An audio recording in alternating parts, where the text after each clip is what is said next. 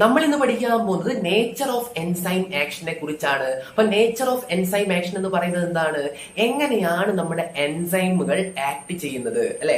അവര് ഏത് രീതിയിലാണ് അവരുടെ പ്രവർത്തനം മുന്നോട്ട് കൊണ്ടുപോകുന്നത്, ഇത് നമ്മൾ ഇന്നത്തെ ക്ലാസ്സിൽ പഠിക്കും. അപ്പം എൻസൈം എന്ന് പറയുന്നത് നമുക്കറിയാം, it is made up of protein, അല്ലെ? പ്രോട്ടീൻ കൊണ്ടാണ് എൻസൈം ഉണ്ടാക്കിയിരിക്കുന്നത്.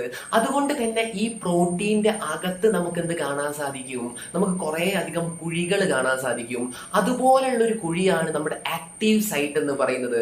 എൻസൈമിന്റെ ആക്റ്റീവ് സൈറ്റിലാണ് സബ്സ്ട്രേറ്റ് വന്നിട്ട് ബൈൻഡ് ചെയ്യുന്നത്. സബ്സ്ട്രേറ്റ് എന്ന് പറയുന്നത് എന്താ? റിയാക്ടന്റ്, അല്ലെ?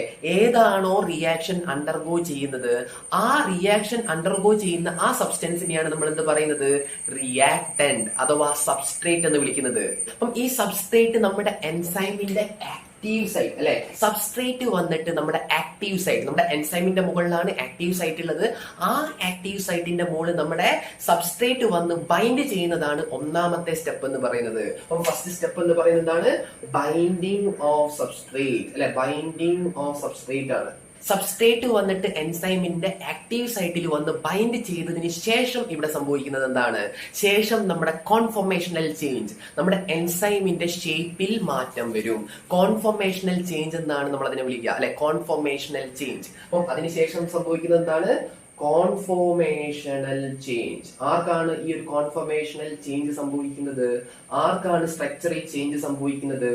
എൻസൈം, അല്ലെ? എൻസൈമിനാണ് ഈ പറയുന്ന കോൺഫോർമേഷണൽ ചേഞ്ച് സംഭവിക്കുന്നത്. അപ്പൊ ഈ കോൺഫോർമേഷൻ ചേഞ്ച് കാരണം അവിടെ ഉണ്ടാവുന്നത് എന്താണ്?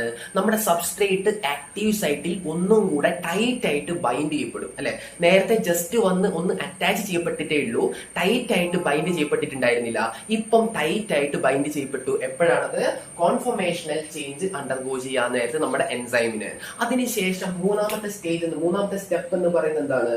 തേർഡ് സ്റ്റെപ്പ് എന്ന് പറയുന്നതാണ് ബ്രേക്കിംഗ് ഓഫ് ബോണ്ട്. നമ്മുടെ സബ്സ്ട്രേറ്റിന്റെ, നമ്മുടെ റിയാക്ടന്റിന്റെ ബോണ്ടുകൾ ബ്രേക്ക് ചെയ്യപ്പെടുകയാണ് ഇവിടെ. അതിന് കാരണവും ഇത് തന്നെയാണ്, കോൺഫോർമേഷണൽ ചേഞ്ച് അണ്ടർഗോ ചെയ്യാണ്. ആ കോൺഫോർമേഷണൽ ചേഞ്ച് നടക്കാൻ നേരത്ത് നമ്മുടെ ഈ സബ്സ്ട്രേറ്റിന്റെ ബോണ്ടുകൾ ബ്രേക്ക് ചെയ്യപ്പെടും. അങ്ങനെ ബോണ്ടുകൾ ബ്രേക്ക് ചെയ്യപ്പെടുമ്പോൾ നമ്മുടെ കോമ്പൗണ്ട്, നമ്മുടെ ഈ സബ്സ്ട്രേറ്റ് എന്ന് പറയുന്നത് പുതിയൊരു സംഭവമായിട്ട് മാറുമല്ലേ? പുതിയൊരു പ്രൊഡക്റ്റ് ആയിട്ട് മാറുന്ന ആ ഒരു പാതയിലായിരിക്കില്ലേ? ആയിരിക്കും, അല്ലെ? അപ്പൊ ആ ഒരു ഇന്റർമീഡിയറ്റ് സ്റ്റേജിന് നമ്മളൊരു പേര് പറഞ്ഞിട്ടുണ്ടായിരുന്നു. എന്താണത്? ട്രാൻസിഷൻ സ്റ്റേറ്റ്, അല്ലെ? ട്രാൻസിഷൻ സ്റ്റേറ്റിലൂടെ കടന്നു പോവാണ് നമ്മുടെ സബ്സ്ട്രേറ്റ്. ഇപ്പം ട്രാൻസിഷൻ സ്റ്റേറ്റ് കഴിഞ്ഞതിന് ശേഷം എന്താണ് ഉണ്ടാവുക? പ്രൊഡക്റ്റ് ആണ് ഉണ്ടാവുക. അപ്പം തേർഡ് സ്റ്റേജ് എന്ന് പറയുന്നത് എന്താണ്? Breaking of bonds. Breaking of bonds. ആരുടെ ബോണ്ടാണ് ബ്രേക്ക് ചെയ്യപ്പെടുന്നത്? നമ്മുടെ സബ്സ്ട്രേറ്റിന്റെ ബോണ്ടാണ് ബ്രേക്ക് ചെയ്യപ്പെടുന്നത്. അങ്ങനെ ബോണ്ട് ബ്രേക്ക് ചെയ്തിട്ട് ഇവിടെ പ്രൊഡക്റ്റ് ഉണ്ടാവും, അല്ലെ? പ്രൊഡക്റ്റ് ഫോം ചെയ്യും. ഈ പ്രൊഡക്റ്റ്, ഈ ഉണ്ടായിരിക്കുന്ന പ്രൊഡക്റ്റ് കുറച്ചു നേരം, അല്ലെങ്കിൽ വളരെ ഫ്രാക്ഷൻ ഓഫ് ടൈം, അല്ലെ? ഫ്രാക്ഷൻ ഓഫ് സെക്കൻഡ്സ് മാത്രമേ നമുക്ക് കാണാൻ സാധിക്കുള്ളൂ. കുറച്ചു നേരമെങ്കിലും അത് നമ്മുടെ എൻസൈമിന്റെ ഒപ്പം കാണും. അതിനെയാണ് നമ്മൾ എന്ത് വിളിക്കുന്നത്? എൻസൈം പ്രൊഡക്റ്റ് കോംപ്ലക്സ്, അല്ലെ? എൻസൈം പ്രൊഡക്റ്റ് കോംപ്ലക്സ് എന്നാണ് നമ്മൾ എന്തിനെ വിളിക്കുക? ഈ പറയുന്ന എൻസൈമും പ്രൊഡക്റ്റും തമ്മിലുള്ള ആ ഒരു സംഗമത്തിനെ നമ്മൾ വിളിക്കുക, ആ ഒരു കോംപ്ലക്സിനെ നമ്മൾ വിളിക്കുന്ന പേരാണ് എൻസൈം പ്രൊഡക്റ്റ് കോംപ്ലക്സ്. അപ്പം ബ്രേക്കിംഗ് ഓഫ് ബോണ്ട്സ്, അതുപോലെ തന്നെ ഫോർമേഷൻ ഓഫ് പ്രൊഡക്റ്റ്, അതുപോലെ തന്നെ എൻസൈം പ്രൊഡക്റ്റ് കോംപ്ലക്സ്. ഇനി ഏറ്റവും നാലാമത്തെ സ്റ്റെപ്പ് എന്ന് പറയുന്നത് എന്താ? ഇപ്പം ഉണ്ടായിരിക്കുന്ന ഈ ഒരു പ്രൊഡക്റ്റിനെ ഒഴിവാക്കി വിടും, അല്ലെങ്കിൽ നമ്മുടെ എൻസൈമിൽ നിന്നും ഡിറ്റാച്ച് ചെയ്യപ്പെടുന്നതാണ് ഏറ്റവും അവസാനത്തെ സ്റ്റെപ്പ് എന്ന് പറയുന്നത്. അപ്പൊ അതോടുകൂടെ ഒരു സൈക്കിൾ ഇവിടെ അവസാനിച്ചു. ഒരു സബ്സ്ട്രേറ്റ് ഇവിടെ, അല്ലെങ്കിൽ ഒരു മോളിക്യൂൾ ഓഫ് സബ്സ്ട്രേറ്റ്, അത് കംപ്ലീറ്റ് പ്രൊഡക്റ്റ് ആയിട്ട് കൺവേർട്ട് ചെയ്യപ്പെട്ടു, അല്ലെ? അതാണെങ്കിൽ ഡിറ്റാച്ച് ചെയ്യുകയും ചെയ്തു. ഇനി നമ്മുടെ എൻസൈം ഇവിടെ ഇപ്പം ഫ്രീ ആയിട്ട് ഇരിക്കുവാണ്, പുതിയ ഒരു സബ്സ്ട്രേറ്റ് ബൈൻഡ് ചെയ്യാൻ വേണ്ടിയിട്ട്, അല്ലെ? പുതിയൊരു സബ്സ്ട്രേറ്റിന് ബൈൻഡിങ് നടത്താൻ വേണ്ടി ആരിയ്ക്കുവാണ്? നമ്മുടെ എൻസൈം ഫ്രീ ആയിട്ട് ഇരിക്കുവാണ്. അങ്ങനെ അവിടെ എന്ത് സംഭവിക്കും? പുതിയ ഒരു സൈക്കിൾ ഇനിയും റൺ ചെയ്യാൻ പോവാണ്. അപ്പം ഈ ഒരു കാര്യം നമുക്ക് ഒന്നും കൂടെ സമപ്പ് ചെയ്യാം. അപ്പൊ ആദ്യം ഇവിടെ നടന്നത് എന്താണ്? എൻസൈമുമായിട്ട് സബ്സ്ട്രേറ്റ് വന്ന് ബൈൻഡ് ചെയ്യപ്പെട്ടു, അല്ലെ? എൻസൈമുമായിട്ട് സബ്സ്ട്രേറ്റ് വന്ന് ബൈൻഡ് ചെയ്യാൻ പോകുന്നു. അതാണ് ഫസ്റ്റ് സ്റ്റെപ്പ് എന്ന് പറയുന്നത്. കൃത്യമായിട്ട് ബൈൻഡ് ചെയ്യപ്പെട്ടിട്ടുണ്ടെങ്കിൽ എൻസൈം സബ്സ്ട്രേറ്റ് കോംപ്ലക്സ് ഫോം ചെയ്യും.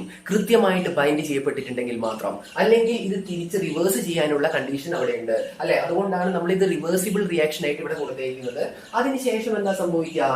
ഈ enzyme substrate complex enzyme protect, അല്ലെ? എൻസൈം പ്രൊഡക്റ്റ് കോംപ്ലക്സ് ആയിട്ട് കൺവേർട്ട് ചെയ്യും. അത് പിന്നീട് എൻസൈം പ്ലസ് പ്രൊഡക്റ്റ് ആയിട്ട് മാറും. അപ്പൊ ഇങ്ങനെയാണ് ഇവിടെ എന്ത് നടക്കുന്നത്, എൻസൈമിന്റെ റിയാക്ഷൻ, അല്ലെങ്കിൽ എൻസൈം എങ്ങനെയാണ് ഒരു കെമിക്കൽ റിയാക്ഷന്റെ സ്പീഡ് കൂട്ടുന്നത് എന്നുള്ളതാണ് നമ്മളിപ്പോ കണ്ടത്. അപ്പൊ നമ്മൾ ഇത്രയും സ്റ്റേജസ് ഇവിടെ കണ്ടു അല്ലെ, ഇത്രയും സ്റ്റേജസ് ഇവിടെ കണ്ടു.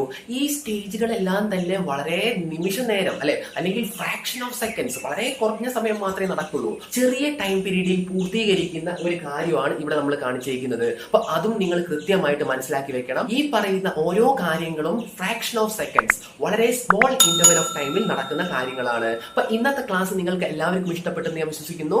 എന്തെങ്കിലും ഡൗട്ട് നിങ്ങൾക്ക് ഉണ്ടെങ്കിൽ തീർച്ചയായിട്ടും കമന്റ് ചെയ്യാം. അടുത്ത ക്ലാസ് നമുക്ക് വീണ്ടും കാണാം. ബൈ.